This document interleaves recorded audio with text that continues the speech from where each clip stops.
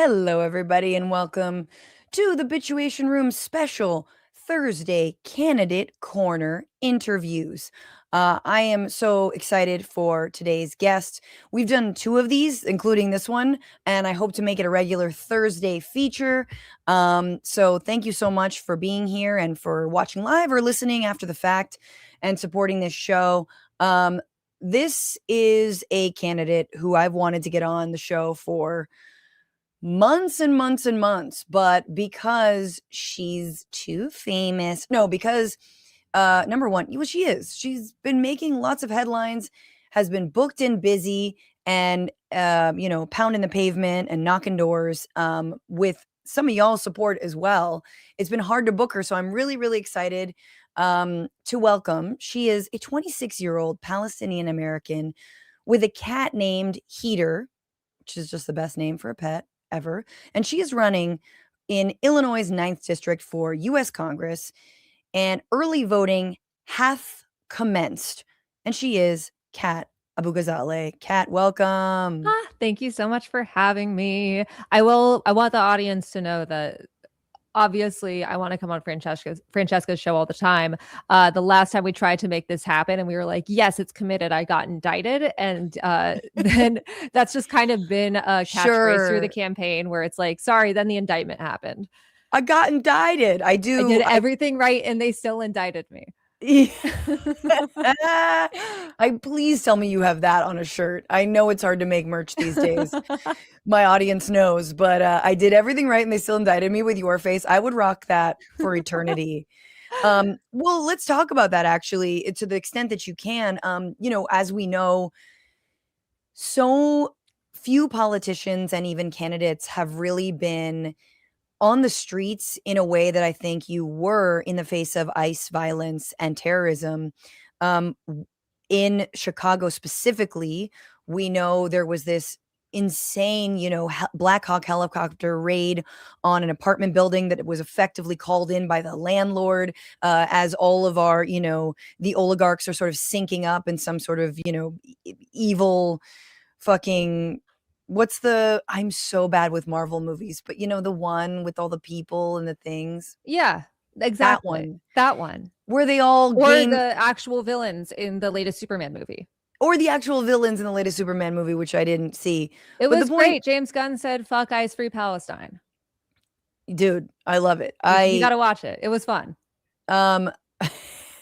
Matt watched it and he was like, it wasn't that pro-Palestine, which I'm like, okay, well, they don't have like Palestinian flags, but it's still pretty on the nose. This is like when people complain. They were like, Barbie is like, has feminism 101. I'm like, maybe some people need feminism 101.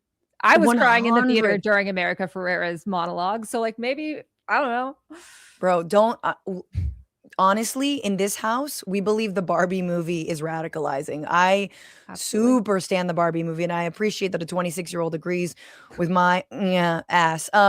So let's just talk about this indictment. What happened? You were protesting. You have been protesting outside of this ICE detention facility in Chicago. Explain.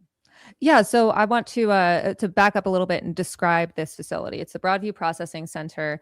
If anyone saw a video of a blonde woman getting thrown really hard to the ground, that was me. That was the third time they'd actually done it. We've been tear gassed, pepperballed, shot with rubber bullets, hit with clubs, all of the stuff. We would go every Friday, there's been a long-standing vigil there for decades, but as ICE has ramped up its operations, there have been consistent protests outside of Broadview on Fridays.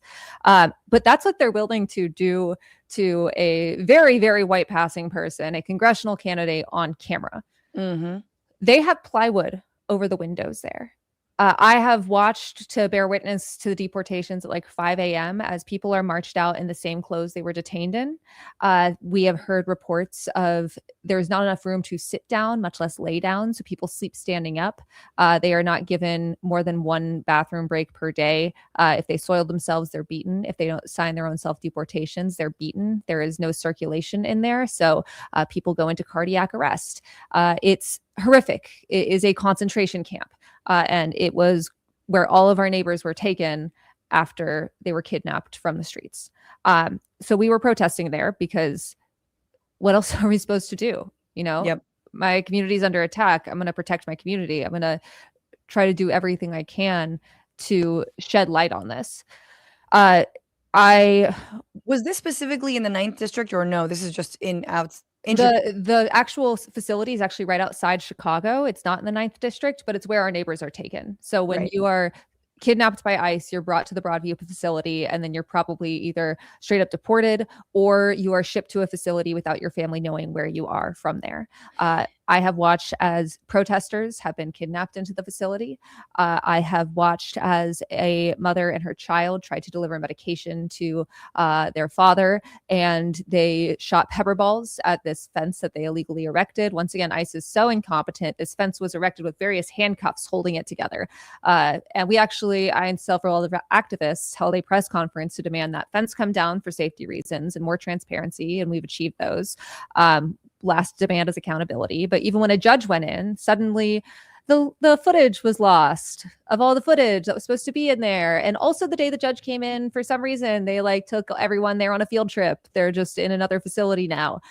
It's horrific. And a lot of the people that have been speaking up about it are endangering themselves and their families, whether they have won the ability to stay in the United States or they've been deported. So those are really, really brave people, but I don't blame anyone for not speaking out. I was indicted for protesting there, partially because I have been an effective messenger, and everyone that I used to cover as a researcher and journalist now runs the government. Stephen Miller, Tom Homan, Dan Bongino, Kash Patel, a lot of people that used to not be household names were people that I was dealing with on a daily basis. They know who I am.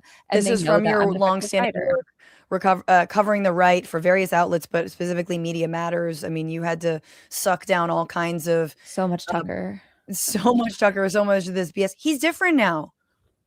He's different. Yeah, he's different now. He's definitely not a grifter. I had to keep explaining, and like I get it. Like to my Palestinian family, I'm like, you have for so long you've been ignored. You're a second-class human, and you're told like this big voice is siding with you, and I have to be like, he doesn't care about us. I need you to remember that he doesn't care about us. But yeah, so I'm indicted. A lot of people across the country are facing charges. Most of them have been dismissed. There are several like high profile, like basically an enemies list of effective critics. I'm the only person in my 16-person race that is under federal indictment. My trial is May 26th. If you're in the Chicago area, come by. It's going to be really stupid. And I'm indicted with 5 others. Wow. That'll be a very fun party also. So charges have not yet been dropped, but they could be after this. We have a trial date, so I'm guessing they probably won't be dropped, but I'm not a lawyer. I do want to give a shout out. That's how justice works. That's how justice works. But I do want to give a shout out to the National Lawyers Guild, NLG. They helped me find my lawyer. They're incredible. They also provide legal observers for like all the protests we've been at. They used to wear green caps or beanies. Now they wear green helmets. But NLG is great. Highly recommend everyone tap into their local NLG network, donate, support, become a legal observer. Now, talk to me about this race, because not only have you been, I feel like from the very beginning, your campaign launch, I remember you were collecting like period products for, I think, school children, and doing all kinds of like making sure that all of your campaign events were also having an impact locally in the district that you want to represent. And so talk to me about how the campaign has also evolved. You know, early voting's on. You were tied for second. Or first, depending on the poll. Okay. Yeah. Okay. Okay. So like, just tell me how it's evolved, who's been gotten involved, and like, you know, the process and like what you've learned from all this, and as you were building. Yeah, so I'll give people a little snapshot of the race. I'm running to represent the 9th District of Illinois, which is an egregiously gerrymandered district, but we're trying to represent everyone. We don't want anyone to feel like flyover country in their own district. So it goes from uptown Chicago up to Evanston, then Skokie, and then all the way out to McHenry County, to Algonquin, to Crystal Lake, like the only areas, McHenry County is the only county in the Chicagoland area that actually voted for Trump the last 3 elections. So it is I describe it kind of like Maryland on Ozempic, but it's also kind of a microcosm for America. You've got urban, suburban, and rural. You've got like 50,000 college students. It's 27% foreign born, even more first-gen Americans, even more transplants. And it's a really incredible place. And a lot of people are coming as refugees in our own country, especially queer people, to this district. I was the first person to enter the race. I was the only person to launch before the incumbent announced her retirement, and it wasn't anything against her. I actually respect her. She boycotted Netanyahu's speech in 2015, but yeah. I also believe in competitive primaries, and I wanted someone in Congress that understood how to fight the right, and I do. And I got sick of waiting for Democrats to listen to my colleagues and I, so I launched. I'm the only person out of 16 candidates who didn't wait in line or ask for permission. Mm-hmm. And I also want to say that we have a lot of progressive candidates in this race. Like, we are very blessed to have such a progressive district and such a progressive field. And there are multiple candidates in this race that I hope I can vote for in several years. I don't want to be in Congress forever. I want to get in, get some Nazis out, help others, and then go back home to hanging out with my cat. This was not in my career plan. But right now, there are 3 viable candidates in this race, 3 people between polling and fundraising and just how the campaigns have been working out that have a shot. It's myself, Mayor Daniel Bisson Evanston, and State Senator Laura Fine. State Senator Laura Fine's campaign is only able to stay afloat because of AIPAC. I want to talk about that. Which is, I'm sure we'll get to it. Mayor Biss is definitely better than Fine on this issue, but also met with AIPAC and submitted a position paper. I'm the only candidate in this race that is funded majority small dollar donations. We actually, as you mentioned, we use our resources to help people right now. Like, not only do we want to make sure, a lot of this is the stuff that I'm frustrated in politics, and I've always wondered why people don't do it. I've decided to just do it, and it turns out it works. So whether it's being unapologetically like progressive and aggressive against this administration, or like you mentioned with our period products, our kickoff event, we didn't ask for people to bring monetary donations. We asked them to bring pads or tampons for the Chicago Period Collective. We ended up collecting over 5,600, and my campaign manager's car, the entire back was just filled with tampons. I wanted him to get pulled over so bad. Our campaign office doubles as a mutual aid hub. So if you, please only if you're able to donate, which means you're an American citizen or permanent resident and you're 18 years or older. If you want to, if you have like any extra toothbrushes, shampoo, conditioner, especially men's clothes, you can send them to us at 7016 North Clark Street, Chicago, Illinois, 60626. Please include your contact information because we want to make sure we have the proper FEC data. But we've clothed and fed thousands of people at this point. We're a third space. We're reaching as many people as we can, and we're not just catering to likely primary voters, which usually translates to older, affluent white people. We want to reach them too, but we want to reach everyone. But I mean, this is the thing that I think so many candidates don't do, which is try to build and contribute to the movement around them. And we are in the midst of building a much broader, real anti-fascist movement. Not that Antifa is not anti-fascist, but you know what I'm saying? Like a broader, Antifa, child-friendly Antifa. Francesca, I'm under federal indictment. Antifa is considered a terrorist organization. Oh, right. Sorry. So that's a joke. I just mean anti-fascist. Yeah. Yes, anti-fascist for sure. But the point is no, of course you're not saying that. The point is that we're in a moment where we need actual pushback, and we need people, we need hubs, like you're saying, like that your campaign offices also doubles as a mutual aid center is incredible. How, when you speak to the people, even in that Trump district or the Trump area, what do they say to you about, how they're feeling about Trump or what they are looking for? Have they turned, like we've heard many have? What are you hearing from folks on the ground? Yeah. So for those who don't know, I grew up Republican, and I've devoted a lot of my career to de-radicalization. I didn't grow up in like a Christian nationalist household, but I very much understand the effects of ignorance, because like the effects are so negative, but it itself is completely value neutral. And billionaires like Rupert Murdoch spend so much money to keep people ignorant, and you don't know what you don't know. And so when people feel the material harms of this administration, they're a lot more likely to start reconsidering their beliefs. And so the main thing that I'm hearing, and this is the first time I've ever seen this in a House race in an off year, is the number one issue is democracy. Democracy and ICE. Especially in our district, which is very immigrant, has a lot of immigrants, is we feel the effects of ICE. We've felt it. We've seen it. It's scary. It's awful. We want them to get the fuck out, and we want trials. And then affordability is underneath democracy and ICE, like close to it. But number one is democracy. In those redder areas, I always say, don't listen to what I say, watch what I do. A lot of people were skeptical of my campaign to start because, like, I didn't ask for permission. I'm not a career politician, but have converted because they've seen the the good stuff that we've been doing and want to get involved. And when it comes to red voters, I don't know anything that would have converted me faster to being a Democrat than seeing that type of action without even needing to wait for legislation. So that's been helpful. But also, a lot of folks, it's this idea of like, well, I don't want my tax dollars going to handouts. And so I say, I think everyone deserves to afford housing, groceries, and healthcare with money left over to save and spend. That's our North Star. It's what I call basic existence. And the answer is like, well, what if someone doesn't deserve it? And I say, well, I think you deserve that. Like, you deserve that. We're taught that we don't deserve good things. We fetishize misery in this country. And a lot of times it like really hits through because I mean, that's something that I grew up with where it's like, you have to struggle, like struggling is a virtue, and it doesn't have to be this way. No, I think that's really, really important. And especially coming from someone younger, I think it is high time we change that narrative around. I think you're totally right. There is a fetishization of struggle, like, because there is the implication that if you do struggle, somehow you will excel, somehow you will be able to save, somehow you will be able to own a home. And those things are not true. And they haven't been true for some time now. And certainly, since you've, I'm assuming graduated college, like that shit has not been true at all. Yeah.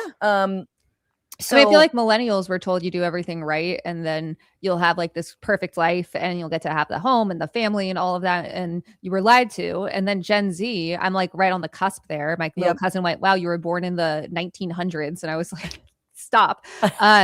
But we were just kind of told, go fuck yourself. Like, you don't even get that. Right. And I mean, I don't know which was worse. Good luck being a famous influencer. I mean, I think that's, or the, grind set mindset bullshit. I mean, there's also, you have, I think what I love about your platform also is like anti-authoritarianism. You talk about democratic reform, but also this corporate piece, this corporate consolidation, as the swindlers are in office, and they're just openly doing insider trading or bribery or, profiting from the positions that they are holding. And then you've got, the Elon Musk of it all. I feel like, the last year really did see, they had to cut Elon loose. Not that he's not still doing harm and getting, kickbacks, but they had to cut him loose because he was so toxic for MAGA's brand of fucking so-called working class people. You get the richest man in the world.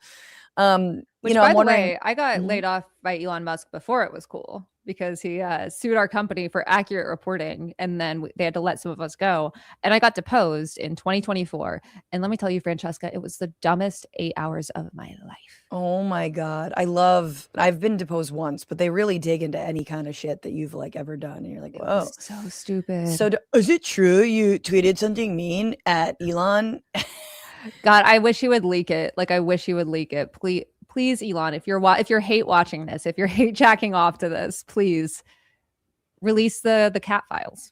So tell me about like, you also, I think, have, and this is, people will be mad at me for even mentioning her name, but like there was a moment when, before she went very blue MAGA and blue Anon, I feel like, Olivia Juliana had that Gen Z, I don't give a fuck, I'm going to troll Matt Gaetz to his face energy. You have that with way better politics and more independence and more follow through. And so I don't mean to bring her. All I'm saying is I think there is what Gen Z might have that, millennials or older folks might not, is a like, I am going to cut through the red tape. I am going to just run. I am going to call, a spade, call a fascist, and say that this is, right to their faces, troll them to their faces. And it is, I want to put a finer point on the fact that you were indicted not because you were an activist, but I think, to your point, probably because they recognized your name from your previous reporting,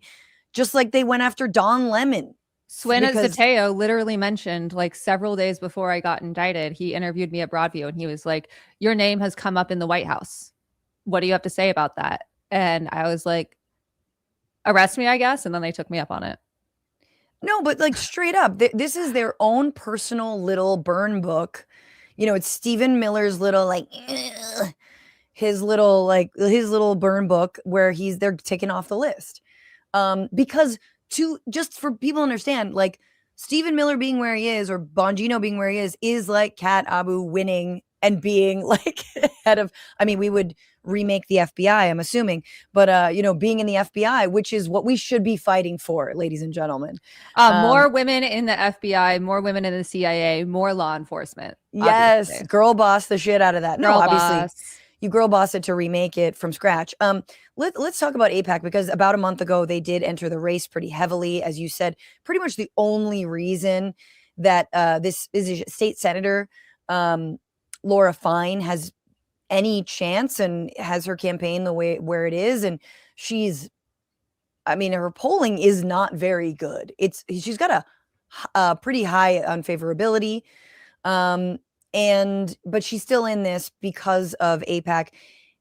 You've also gotten under AIPAC's or come onto their radar. Obviously, you're Palestinian American.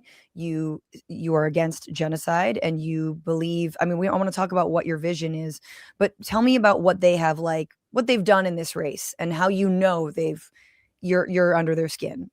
Yeah, so they actually sent out some emails about me. One was, I think, back in August. Laura Fine still claims that she is not being supported by AIPAC, that it's a coincidence that donors are also Trump donors and AIPAC donors, and trying to say that she has no idea who's doing this. Truly, it is, we're all wondering who did this. But they sent out this email where they called me this, like, they essentially dehumanized me, calling me basically this like leftist radical, because I think that the ICC should be respected, that Palestinian statehood is necessary, because like you can't negotiate any solution, which, by the way, whenever Laura Fine talks about a two-state solution, she says Israel and Gaza. What happens to the West Bank? So if that's your solution, if Israel and Gaza, what happens to the West Bank, Laura? That just sounds like a dumbass response. Like she doesn't actually know the West Bank exists, probably. No, it's on purpose, though. It's on purpose. And it's one of these things where we've been able to push some of our opponents to be more progressive. Mayor Biss, he dropped his running mate when he was running for governor over supporting BDS. But after we pushed really hard about recognizing Palestinian statehood, he said the same, which I'm glad to hear. But he also met with AIPAC and submitted a position paper to AIPAC. And apparently that is because he wanted to tell AIPAC he disagrees with them. But we have been approached by crypto money wanting to spend millions on our behalf, and we don't even take the meeting, because why would I? And in that position paper, which he released, which I'm glad, it talks about supporting anti-BDS legislation and implying maybe even doing it on the federal level, supporting the 2016 Memorandum of Understanding. Of the three viable candidates, I'm the only one that will call this what it is, a genocide. I am the only one that hasn't met with AIPAC, which I thought was a pretty low bar. And I'm sorry, when it comes to AIPAC, when we know how much damage they've done to our democracy, I don't think we should be taking any meetings with them. It's not a matter of this side or that side or meeting with everyone. Fuck that. Yeah. That to me is a really, really important distinction, because it's good, I guess, that he was like, I believe in Palestinian statehood, but I would say that is it's a very centrist, if not conservative, position at this point in the stage, honestly, of occupation and expansion and settlements, as well as we know that, people like Chuck Schumer, who just recently rearticulated and reaffirmed their commitment to raising as much money for Israel as possible. He also then sort of, Palestinian state, it kind of feels like just the thing you say. I mean, Netanyahu has said a Palestinian state, knowing that he actively punts it over and over again. So that's a really important distinction between you and Daniel. I think that's huge. Like, this is a huge gulf, because if that's what Daniel Biss is saying now, imagine what he would say if elected. He's going to be right in their pockets. He's going to be right in their hands. And I would hope not, but at the same time, like he won an election, his mayoral reelection 2 weeks before he announced this campaign and said he'd serve out his full term as mayor. Like this isn't a promotion for me. This is an existential threat, the threat of fascism. And there is a reason that I have been setting the tone for how to handle the far right in this race. You know, we changed the conversation from abolish ICE to prosecute ICE. We put out an ad that was just straight up 15 seconds of silence. All it said is prosecute ICE. Yes. Like we have been setting the tone when it comes to Palestine, which is relevant because this district has a lot of Jewish voters and a lot of people that are concerned about their relatives in Israel. And I always stress to people, you know, when I first launched, I had folks tell me that like you have no chance because you're Palestinian. And I was like, that is so fucking offensive when Mm-hmm. Jewish people have been our greatest allies to imply that being Jewish means being pro genocide or pro crimes against humanity. You're feeding into these narratives that have caused a huge spike in anti-Semitic violence. How is that progressed? I mean, have you been able to make inroads into the Jewish community in the Ninth District, or what is that looking like? Are there like some anti-Zionists who are like got your back? Like what, or is it been more just an open conversation? Yeah, so we're endorsed by If Not Now Chicago, which is a group that there's If Not Now chapters all over the country, but If Not Now really works towards fighting the apartheid state, the apartheid regime in Israel, and actually fighting for peace, but also reaching folks where they are ideologically. Because, like I said, ignorance and propaganda is a hell of a drug. I say as someone that had a lot of it as a kid. Um, it's a really incredible group, but we have so many unbelievably kind Jewish supporters. And one of the things that I always say to anyone that especially tells me that like their family has attacked them for being a fake Jew, which your own husband has had to deal with. Um, in the Palestinian diaspora, I've never experienced colorism. Mm, Like I'm the only one of my mixed friends that that's like never really experienced this from my own people. We're just like, okay, we're family. We were all mm, spelled. Everyone's lives are very different. We're family. Um, and yet so many people for standing up for their rights have been told that they do not have claim to their own faith. And yeah, yet they stick by those beliefs because they know them to be moral and they know them to be good. And I can't even imagine how hard of a struggle that is. Like that's yeah. just, it's really, we, I know I and many of my Palestinian family and friends and community see you and cannot thank you enough for standing with us. We also do have people. I remember this guy came up to me. I always ask people, what do you care about besides everything? And sometimes we have people come up to me and they kind of are looking for maybe a fight or an argument. And Sure. he had some dog tags on that said free the hostages. And he was like, Israel. And I noticed the necklace and I said, thank you for remembering the hostages because they often get forgotten. I don't think it's controversial to say that civilians shouldn't be taken hostage, just like I think war criminals under any flag should be held accountable. And he Right. was kind of surprised. And we had like a conversation about how our lives and safety are inextricable. And then he came to the campaign office later that week. That's awesome. That's exactly the kind of like discussions that I think are hard to have, but the fact that you do have a very interesting district that has a bunch of, like you're saying, like Jewish Americans, immigrants, first generation folks, queer folks, MAGA voters, like it is, and you know what? And it also kind of like, um, I do really love that you are not just in this bubble, like that you're not in this blue bubble, you're not in like a, you know, leftist bubble.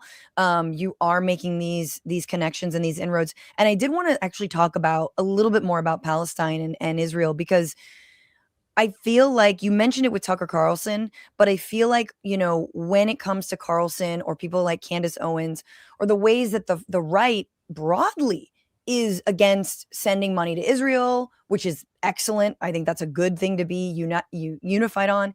Some of their biggest mouthpieces are not only number one, getting an incredible amount of play for their thoughts on Israel and genocide, right? Incredible amounts of, you know, whatever it is, like invited on shows or, you know, flowers or support for saying what is very, very obvious and actually what the majority of Americans believe, you know, maybe not say genocide, but are like, no more money to Israel. We should move our money away.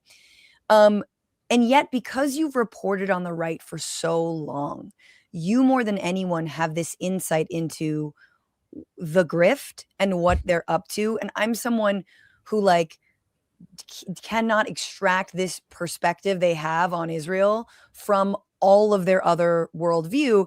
And I actually think, Candace Owens openly being like, who are all the people that have introduced, the terrible things in this country? Porn was invented by Jews. Like transgenderism is invented by Jews. Whatever the hell Which she is a was literal saying. Nazi talking point. They burned down the Library of Gender and Sexuality almost immediately after taking power, and then blamed the cultural rot on Jewish people. I mean, Fascist straight playbook. up, right? Like they're the harbingers of all yes, sex and LGBTQ plus stuff. There's another Freud and like psychoanalysis is somehow evil, and also the Jews are to blame. So just talk to me about that. Like you are perhaps obviously Palestinian American, obviously want to see peace and an end to the occupation, but also someone who understands anti-Semitism better probably than most other people running, definitely in your race, but around the country. This is one of these things that I feel very passionately about because it is what I've devoted my career to. So every conspiracy theory, and I mean every single one, is rooted at some point in anti-Semitism. One of the most dangerous, the Great Replacement theory, which is the idea that liberals, which is often used, if not just blatantly said, as a stand-in for Jews, are trying to replace the white electorate with Black and brown people. That has inspired almost every mass shooting of the 21st century. Tucker Carlson mainstreamed it when he was on Fox News. I remember the first night he said replacement in that context, and it was like a 5-alarm fire. It's part of the reason it is so frustrating when Democrats are aligning with Republicans to punish students, oftentimes Jewish students, sometimes sending police after them for protesting that their tuition dollars aren't spent investing in Israel, because they are aligning themselves with people who are spreading the Great Replacement theory. Yeah. Some pundits do different things on the right. Some are trying to pit Jewish people against Palestinians, some the other way around. Some manage to do both. But a lot of it comes from a place of anti-Semitism. Yep. And that is the especially Western fascist playbook.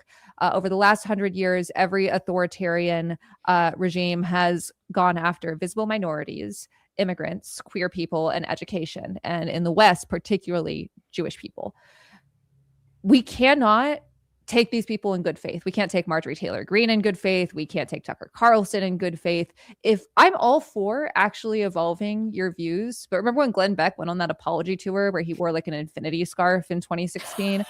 It's a grift. And if you actually have changed your views, you have to prove it for more than 2 seconds to have anyone trust you. And you have to work to actually repair the harm that you've done.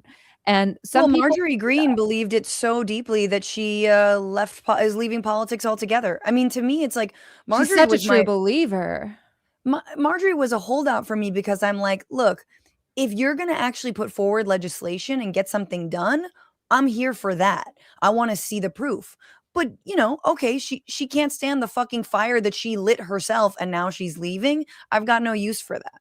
Exactly. And I mean, I think a lot about, to a much like lesser degree, but like Reed Galen, for instance, who helped start the Lincoln Project. He spends a lot of his time promoting progressive candidates all across the country, being like, I need to get rid of this Bush-Reagan bullshit that I pushed for so many years, and is focusing on actively trying to reverse that harm. Marjorie Taylor Greene is just waiting to get a show on News Nation or to, I don't know, run for governor.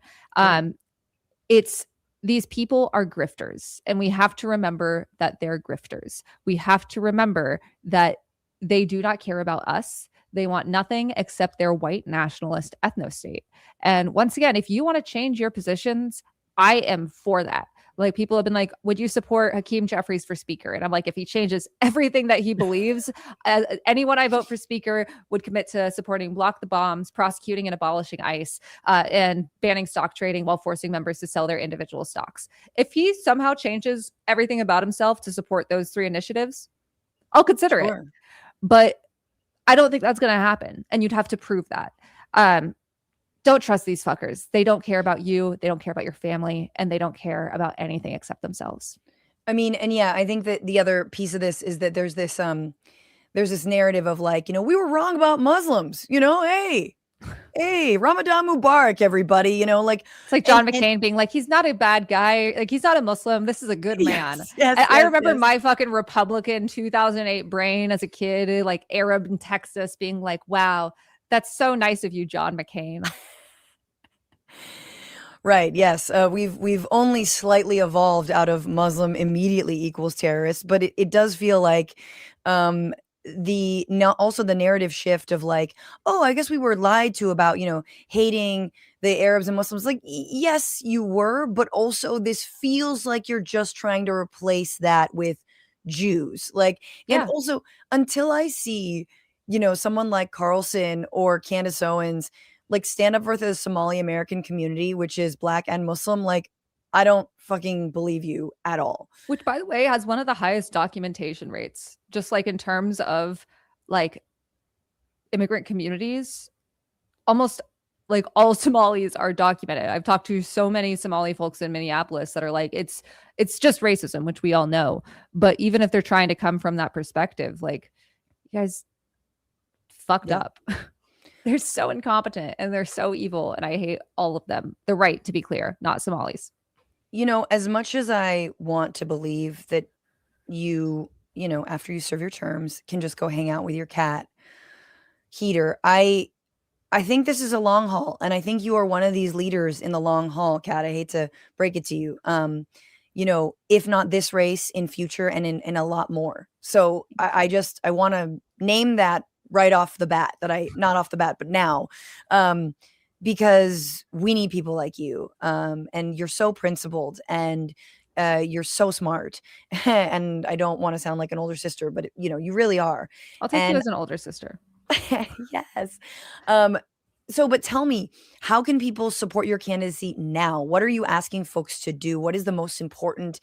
Early voting is on, but the last ballots, I believe, March 31st is the last ballot that March can be sent in.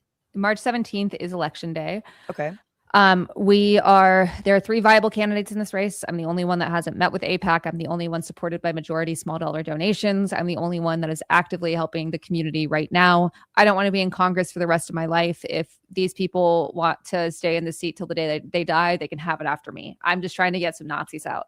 So the 2 things you can do, you can donate at catforillinois.com. That's cat with a K.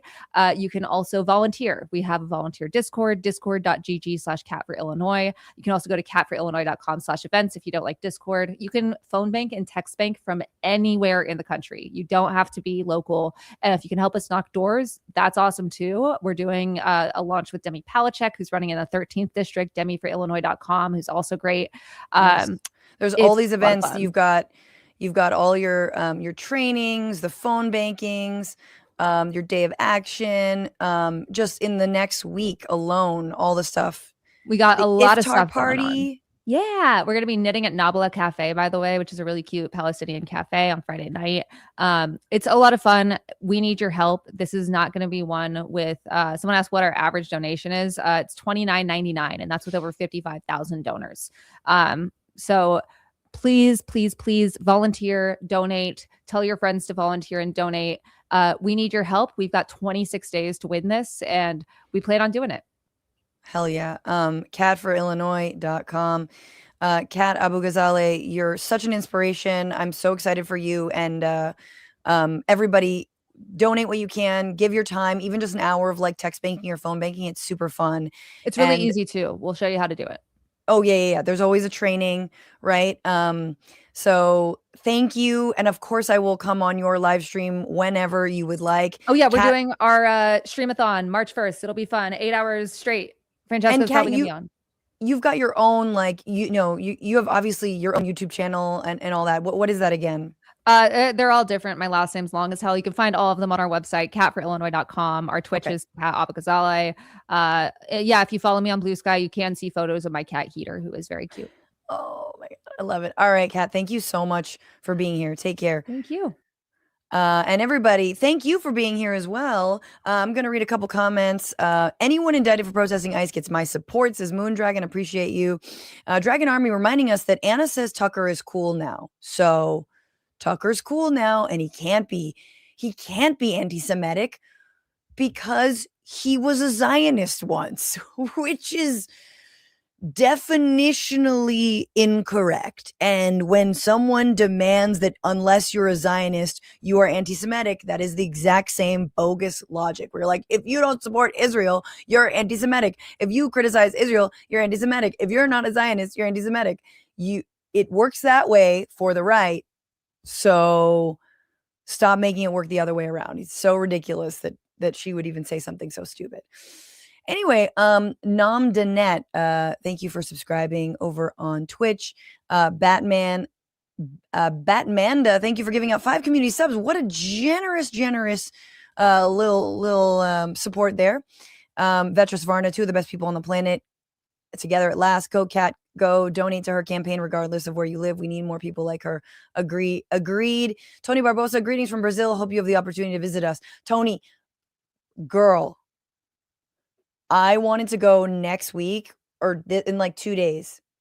Basically, Bad Bunny's coming to Rio de Janeiro, and I was like, I want to go. But, you know, your girl can't swing that kind of trip. It's a lot.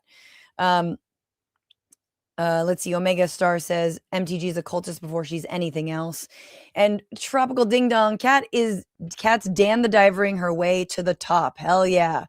I had to look that up and I was like, what? It's a hard game, but it's a good game and you will win.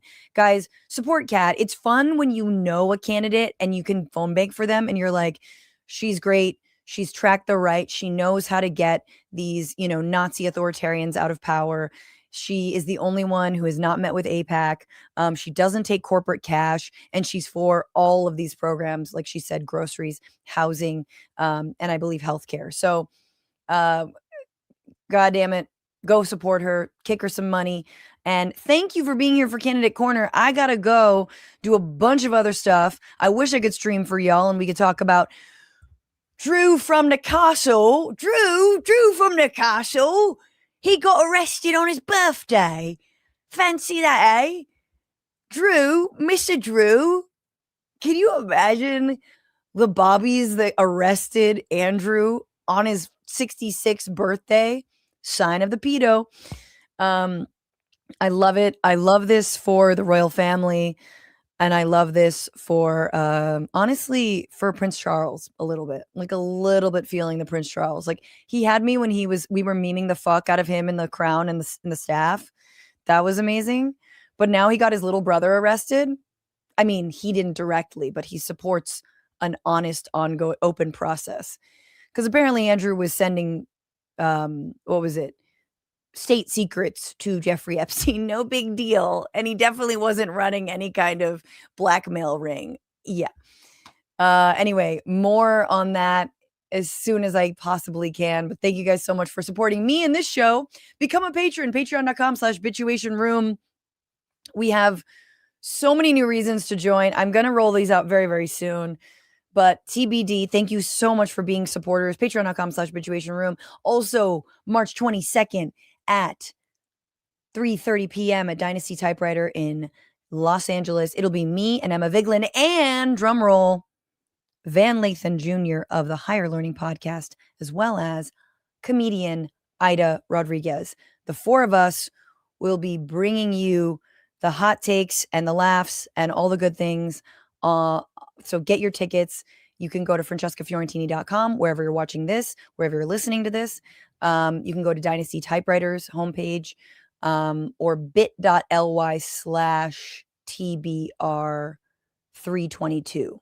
bit.ly/TBR322. You got to do the HTTPS : situation. Anyway, stay tuned for more from me. Also, I went to a Tax the Billionaires campaign event launch last night at the Wiltern with Bernie Sanders, and it was very, very fun. Until next time, guys, fight the power, fuck the patriarchy, free Palestine. Don't just be about it. Don't just bitch about it. Be about it. And don't run over your own slogan. Bye.